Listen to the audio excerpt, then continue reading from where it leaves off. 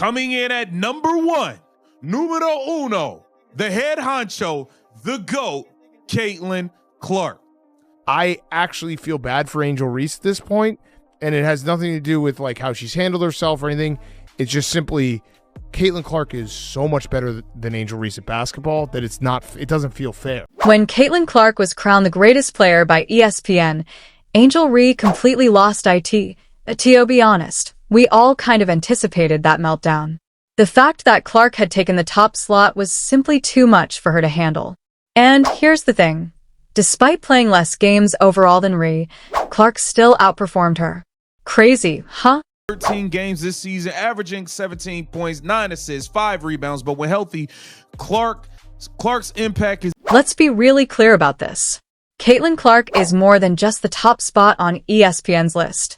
She is essentially a queen, and no one else comes close. The problem is that despite playing just 13 games this season due to injuries, she still had impressive stats. An average of 17 points, 9 assists, and 5 rebounds. She's already accomplishing what veterans can only imagine at her age, after all. In her debut season, she broke more than 60 rookie records, made the WNBA's first team, and somehow managed to place in the top 4 for MVP vote. That's absolutely crazy. A lot of people say that Caitlin Clark moves the needle. That is wrong. She is the needle. She dictates. We all know what she's done on the floor. It's history, right? But off the floor, my goodness. And now for the actual discussion. For the WNBA, Clark is doing more than just pushing the needle. She is the needle in every way. Consider it. Caitlin is at the center of every crowded arena, every significant increase in TV ratings, and every viral highlight we witness. You can make all the arguments you want, but the statistics, the buzz, and her overall influence all point to the same conclusion. Everyone else is merely renting space. Caitlin Clark is suddenly in her league. 5, Angel Reese, there she is.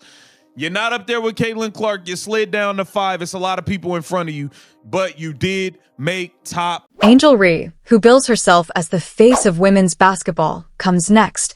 She just had a harsh reality check, though. She was ranked number 5 by ESPN. To be honest, that even seems a bit giving.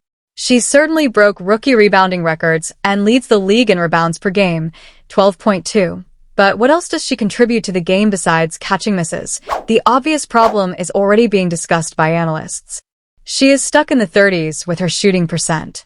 And let's face it, for a player of her quality, that simply isn't good enough anymore. I'm not mad at this. I wouldn't have been mad if y'all put her at number 3. You got to realize this girl's like 18 some years old. She realistically, everybody getting drafted with her for the most part is 4 and 5 years older than her. This is the actual circumstance.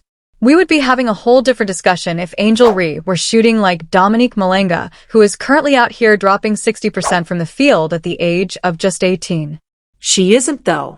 Really, Reese had a really slow start to the season. It wasn't until she knew she was losing her All-Star ballot that she really stepped up the pressure. Therefore, ESPN's ranking is more than just a figure next to her name. The message is really loud. Angel will soon be overtaken by many players, not only Caitlin Clark, if she doesn't improve her game quickly. Pure garbage. In terms of a skill set, her versus Caitlin, she's garbage. She plays like a toddler. Angel is seriously deluding herself if she believes that her number 5 slot is secure, as there will undoubtedly be competition for her. Take a look at Sonia Citron, who is currently at number 6 just behind her. With 15 points per game, 42% three-point shooting, 88% free throw shooting, and a 60% true shooting percentage, Citron is far more effective. That's just top-tier stuff, I mean. Sonia Citron. I'ma keep it real. I take Sonia Citron over Angel Reese. Then, at number 7, is Camila Cardoso, a number 3 draft pick and Reese's own teammate. It's obvious that ESPN anticipates her surpassing Angel in the end. Additionally, Rocky Jackson can fire up any defense at number 8 because he is a pure scorer. At number 9, you have Cameron Brink, who is referred to as the Bill Russell of shot blocking. To be honest, if injuries hadn't held her back, she would most likely rank in the top 5. I'll take the villain role. I'll take the hit for it, but I know we're going women's basketball and you like it or you don't. Here's the harsh reality, though. Whatever rivalry believed existed between Angel Reese and Caitlin Clark was abruptly destroyed. One thing is evident from ESPN's list. Ree and Clark are not in competition. In fact, she's laying on her, rewriting record books, packing venues, and driving league ratings like no one else. Clark is sitting rather comfortably at the top of the list. Ree, meantime, is still at number 5, receiving criticism for his lack of effectiveness and is still trying to find a reliable attacking game. This ranking demonstrates that the major Clark versus Ree matchup was never even fair, despite the hoopla trying to sell it to us. Since Clark is already the WNBA's face, Ree is on the verge of being just another name in the mix unless she quickly improves. Steal. Reese all the way in to give LSU the lead. Edgar gets denied.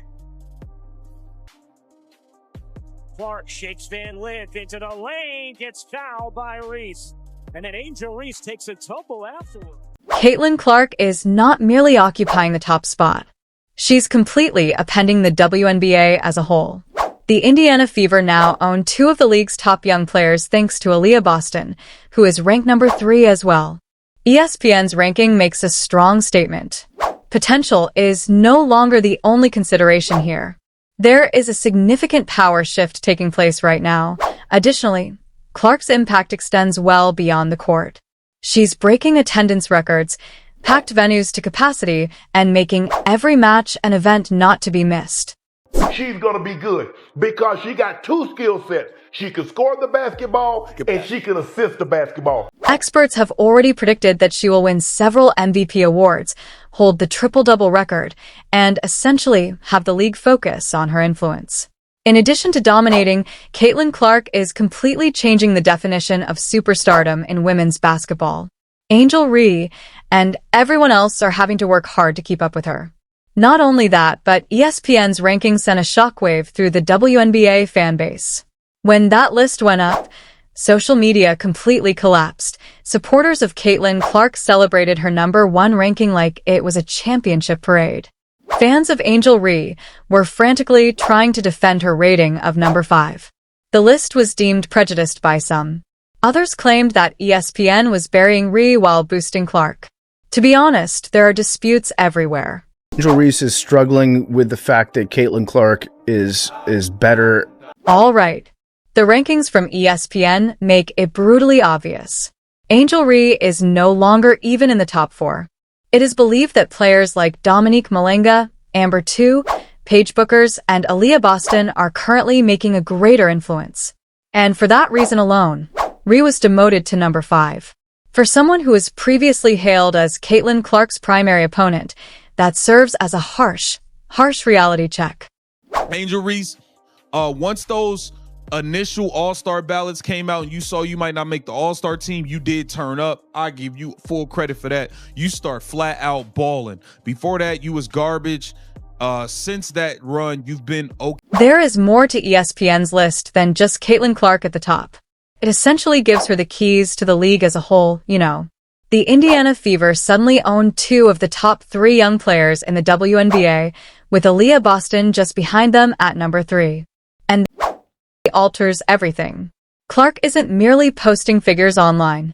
Arenas are being sold out by her. Broadcast records are being broken by her. Additionally, she is making every game a national story. She will pretty much become the all-time leader in WNBA triple-doubles. She is already predicted by analysts to rule the upcoming 10 years. Multiple MVPs, triple-double records, and perhaps a championship run far sooner than anyone anticipated are all on the table. One thing is therefore very clear from ESPN's rankings.